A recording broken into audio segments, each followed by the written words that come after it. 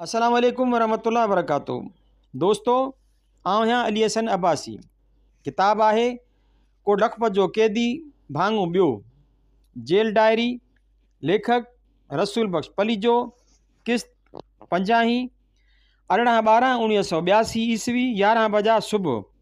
देर सां उथियुसि, राति ज़ुकाम खां बची वियुसि, पर निंड सही कान आई। सवेल बिजलीअ वारा मिस्त्री आया, मोमिन जूं ख़बरूं चारूं थियूं। चयाऊं, नई नंढी टीवी वठि 14 इंचनि जी, 2-2.5 मिलंदी। हिते 2-2.5 जहिड़ा मानी मची। बिजली बंदि थी वई। मिस्त्री भॻा, चए राज असांजी ॻोल्हा में हूंदा। ज़फ़र खां पुछियुमि, अॼु सीउ आहे? चयाई, इधर सर्दी किधर है, सर्दी हमारे पास होता है। जब दरख्त बातें करता है, छोटा बूटी दरख्त फूल करता है। मस सम्झुमि त बहार जी ॻाल्हि थो करे। रखी रखी पुछियाई, साहब जी आपको मास्टर पश्तो पढ़ाता है? मूं चयो न। हैरान थी वियो, क्यों? उधर तो हमको पढ़ाता है, छोटी छोटी बच्ची को भी पढ़ाता है। तुम्हारा मास्टर लोग क्या करता है? मूं चयसि, यार ज़फ़र, उहे त सूरा आहिनि मास्तरनि जा, ॿियो त ठहियो रुगो पश्तो बि नथा पढ़ाइनि। थाणेदार आयो आहे, पुछियोमांसि छा थियो? कंध जी लोॾ सां चयाई, थियो कुझु कोन्हे, बाक़ी जीअं तो चयो आहे तीअं थींदो। थोरो रखी चयाई, नानिस छॾे वियो अथसि। धीणे किथे आहे? घर आहे। चयुमि, न त नानी छॾे वियसि। तूं चयसि न, पर जीअं तो चयो तीअं थींदो। तंहिं ॾींहुं ॾाढो परेशान हालत में आयो, चए तोसां ॻाल्हि करणी आहे, पर करी कंहिंसां बतां। आउं चरियो थी पियो आहियां, सोचे मूंखे सलाह ॾे त छा करियां। ज़ाल सां अणबड़ थी पई, तलाक थी, भाणस वटि रहंदी हुई, बीमार थी वई। ॾाढी मर्ज़ी हुयसि त अचे, पर ॻाल्हि न ठही, मरी वई। हिकिड़ी छोकिरी हुई, उहा मामनि वटि रही। सोन जूं तोले जूं वालियूं कन में हुयसि, मुंहिंजूं विधल। मामनि उहे विकिणी छॾियूं। हींअर वॾी थी आहे, मामनि मारियो त मूं वटि आई। वरी उन्हनि सां मिलण वेई त हाणे अचे ई नथी। जवाबु ॾेई छॾियाऊं। पाण बि मूं ॿियो बि सोन विधुसि, कपिड़ा नवां वठी ॾिनसि। हू ॾियनिसि था पंहिंजे मामे जे पुट खे, जेको चोर बदमाश आहे। मुंहिंजी माटे जी भेण ऐं माटे जा भाइर चवनि था, भेण जे पुट खे ॾे, भेण सुखी संजी आहे, वटसि माल रिज़्क जाम आहे। जे उन खे न ॾीं त असांजो तोसां को बि वास्तो कोन्हे। हाणे मुंहिंजो सोन हिकिड़ो बि खाई विया, ॿियो बि खाई विया, कपिड़ा बि नवां वठी ॾिनमि, से बि छुटा। छोकिरी ॾियनि बि नथा, उहा पाण बि नथी अचे। मूं तां बि खलासड़ी थी। जे सुभाणे किथे बि शादी थी त वरी बि ॾेज मूंखे ॾियणो आहे, न त राज खिलंदा। भाइर चवनि था त भेण खे ॾे त पोइ ॾेज में असीं तोसां मदारत कंदासीं, न त न। 2 ॾींहं 2 रातियूं पंहिंजे अंदर जो रतु पीतो अथमि। आख़िर सोचियुमि तोसां सलाह करियां, मतां को हणी ग़लति कमु करे विझां। मूंखे ॿुधायां छा करियां। मूं चयसि, छोकिरीअ खां पोयूं सोन मोटाए वठि, कपिड़ा बि चईंसि त पुराणा विझी नवां तोखे मोटाए ॾिए, ॾाज जो कुझु बि न ॾींसि, कोॾीअ जो बि न। चयाईं, ऐं छोकिरी? चयमि, छोकिरीअ खे छॾ त जिते पाण वञी फाहो खाए, उते वञी खाए। तूं पंहिंजे सोन ऐं कपिड़नि जो धणी, पोइ मुंहिंजी धीअ जा आहे। मूं चयसि, धीअ तुंहिंजी छा में आहे? माणस खे तलाक ॾेई ज़लील करे कढी छॾियई, ऐं सांढी सारी मामनि, ॾुख पटिया उन्हनि। हाणे सामाई आहे, भेणे खे घुरिजे थी, तॾहिं तोखे धीअ यादि पई आहे। तुंहिंजो धीअ ते हक़ु कहिड़ो रहियो? बहस कयई। आख़िर चयोमांसि, उहो तुंहिंजे मुंहं ते पवंदो त माउ जी हयाती बि तबाह करी ऐं धीअ जी बि करी। उमिरि सॼी कुझु कोन ॾिनी, ऐं हाणे न्याणीअ खां 3 कपिड़ा ऐं सोन जो तोलो बि वापसि खसे वठी। चयाई, न। मूं चयो त छा उहो बहितर न थींदो त तूं पंहिंजे ज़ाल जे रूह खे ख़ुशि करण लाइ ऐं धीअ ॾांहुं पंहिंजी कसर पूरी करण लाइ न्याणीअ खे चईं त अमां, उहो सोन बि आयो तोखे, कपिड़ा बि तुंहिंजा, जेकी मूं वटि ॿियो हूंदो सो बि तुंहिंजो, ऐं वॾी ॻाल्हि त संगावती बि जिते तूं राज़ी उते थींदी, ऐं आउं पाण हथनि सां करे ॾियां। सोचे पोइ चयई, हाओ ईअं बहितर थींदो। अधु कलाक ॿियो सम्झायोमांसि। आख़िर चयोमांसि, ज़बरदस्तीअ जो निकाह शरीयत में निकाह न थींदो, ज़ना लाइ ॿार कढी ॾियणु थींदो। भले वञी पुछ कंहिंखां। कारो थी वियो। वज़ाहत पुछाई, सम्झायोमांसि, सम्झ में वेठसि ॻाल्हि। पोइ ही सॼो जहान? मूं चयो, जेको सॼो जहान ईअं करे तंहिंजो मुंहुं अछो आहे। तूं पंहिंजी ॻाल्हि कर। तूं सॼी ॻाल्हि हींअर सम्झण खां पोइ उहा गैर शरई ऐं बेग़ैरतीअ जी ॻाल्हि गवारा कंदे? चयई न, अञा त ॻाल्हि ते बीठो आहे, वधीक खटे न्याणीअ जी क़िस्मत। घटि में घटि हींअर संदसि अखियुनि में उहा कातिलनि जे अखियुनि वारी चमक कान्हे।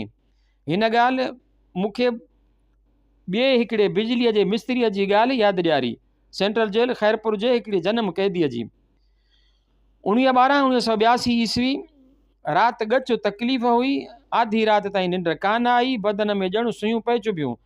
निंड न करण करे तबियत ख़ुशि नथी रहे ऐं को बि कमु नथो पहुचे।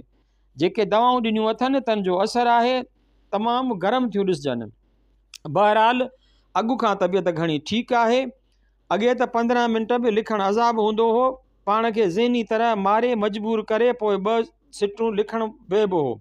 हाणे ईअं न आहे।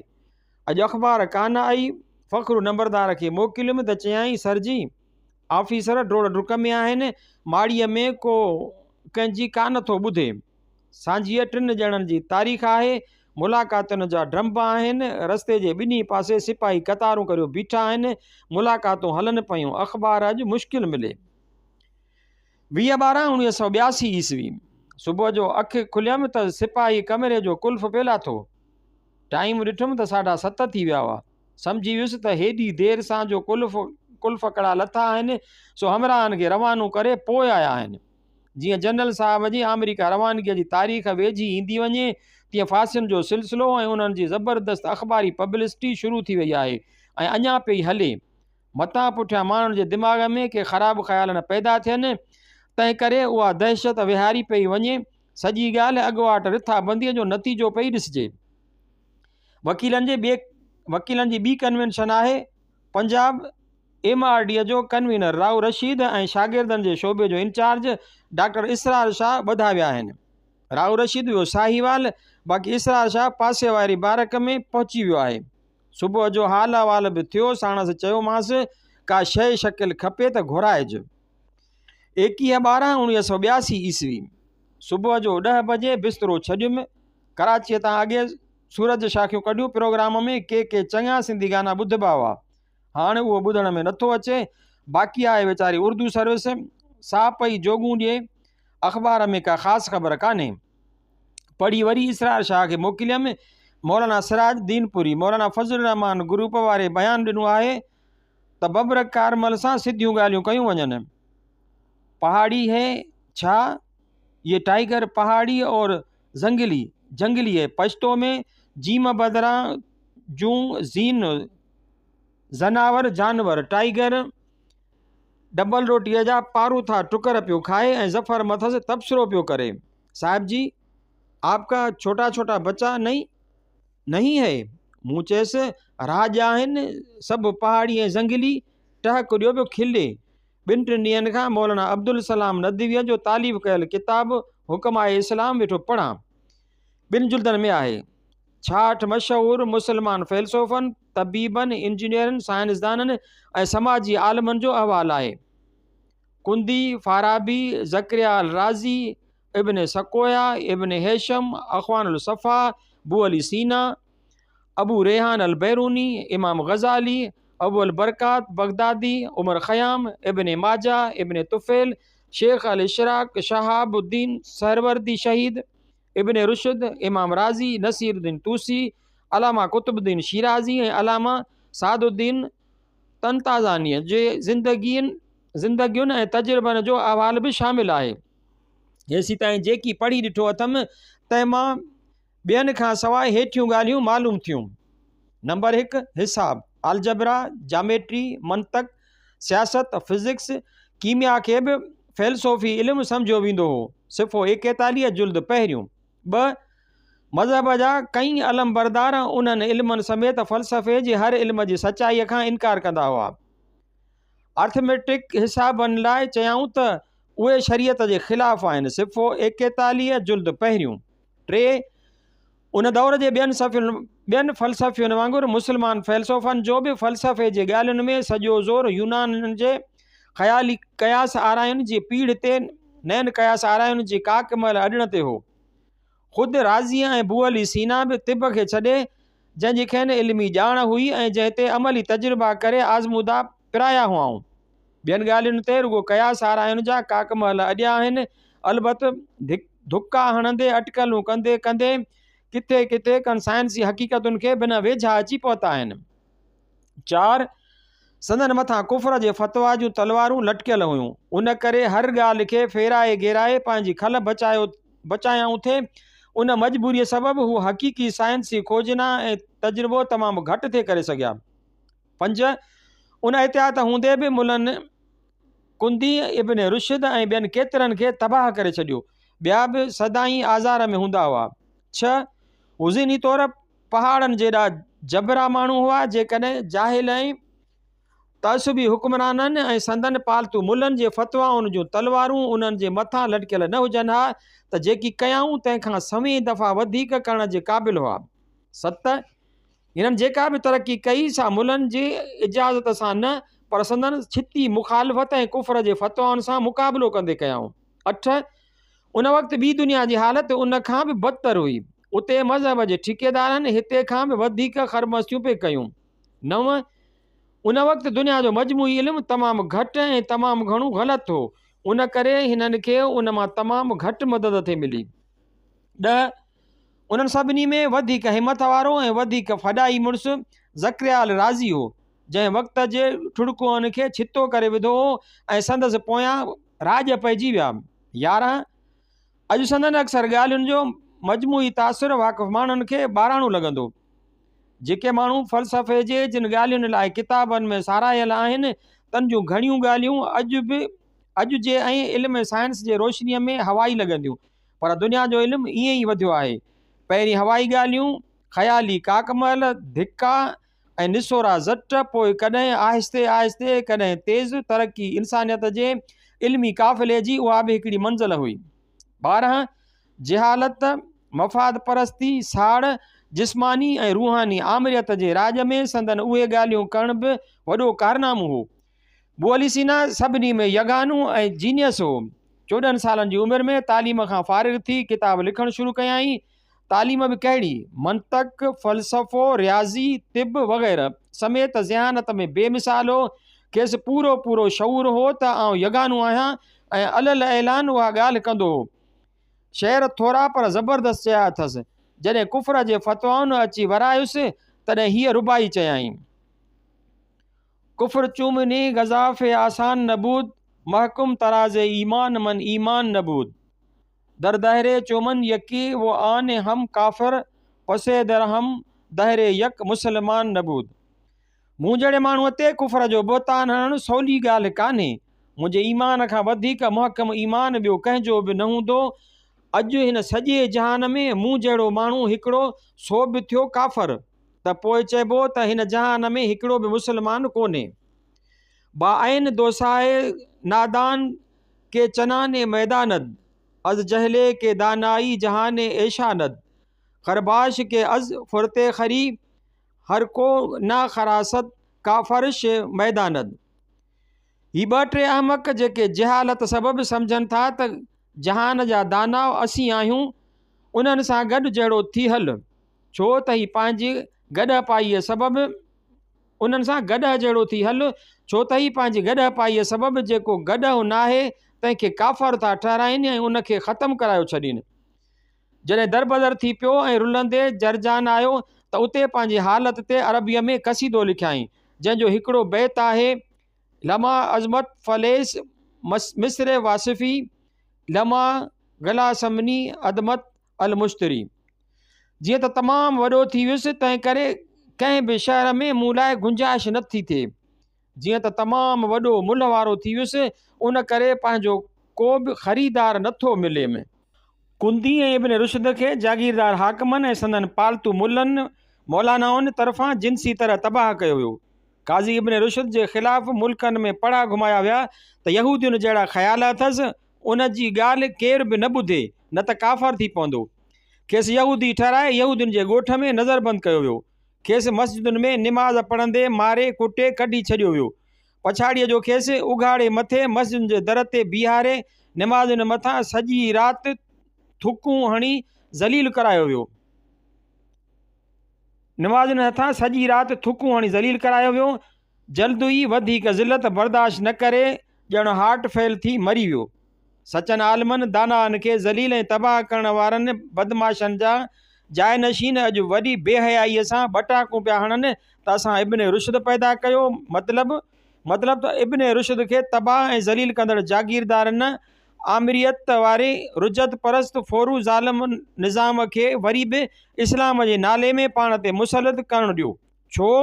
छो त ही उहो रोशन ख़्याल ऐं आला निज़ाम आहे जंहिं ॿियनि कारनामनि सां गॾु इब्न रुशद जहिड़ा दाना ऐं आलिम पैदा कया। अबू अली सीना ऐं ॿियनि आलिमनि जो इल्म सां चाह ऐं उन लाइ पोरियो विसाइण खां ॿाहिरि आहे। अबू अली सीना पंहिंजा के अहम किताब तॾहिं लिखिया जॾहिं हू सफ़र में हूंदो हो। उन ज़माने जा सफ़र बि के हूंदा हुआ।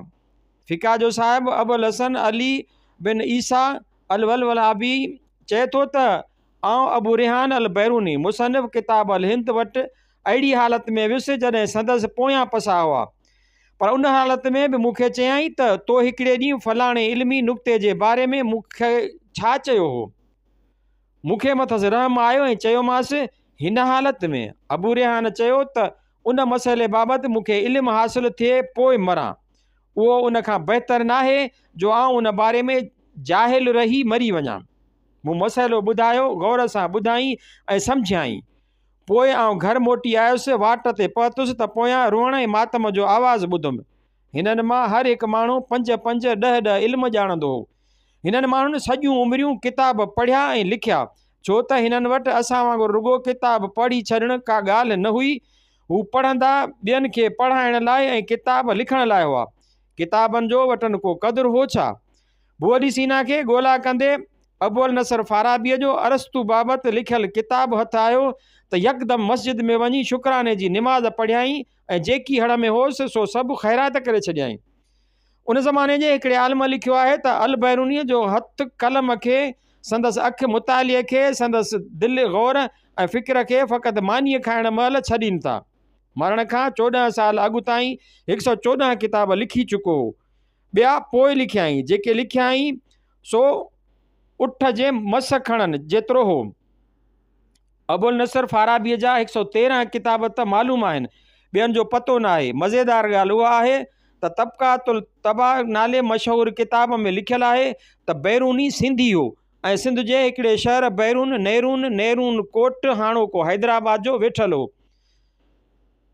शहरज़ोरी पंहिंजे किताब अख़बारुल हुकमा में बि उहो लिखियो आहे ऐं वधीक वाधारो उहो कयो अथसि त उहो बैरून शहर सिंध जो उम्दो शहर आहे ऐं उन में अजीब ग़रीब शयूं आहिनि।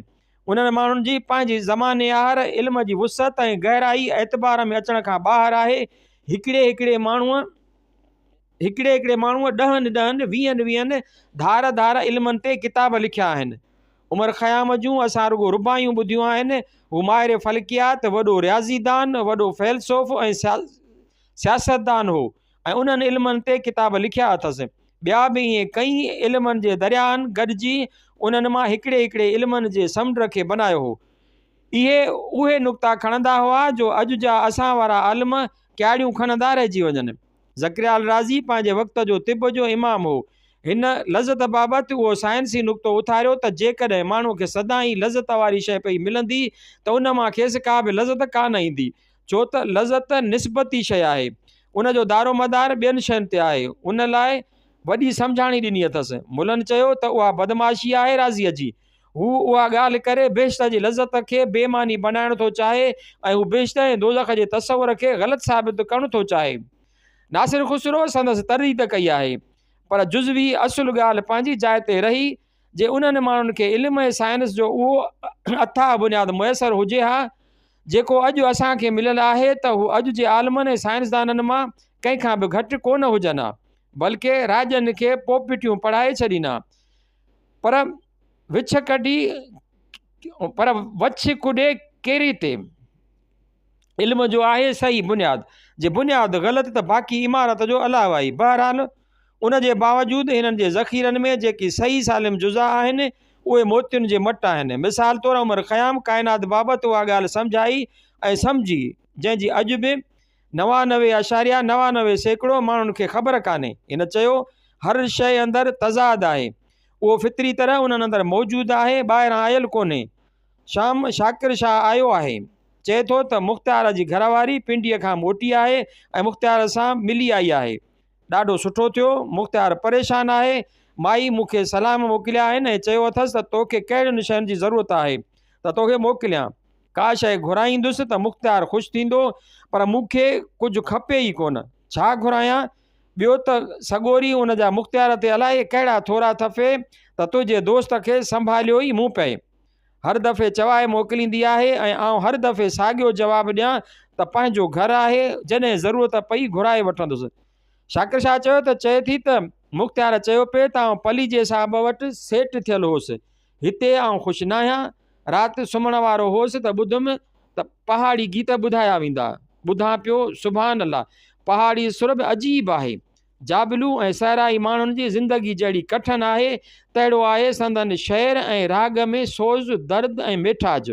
अहिड़ो मिठो राग या असांजे थर जो आहे या उत्तर ऐं ओलह हिंदुस्तान जो।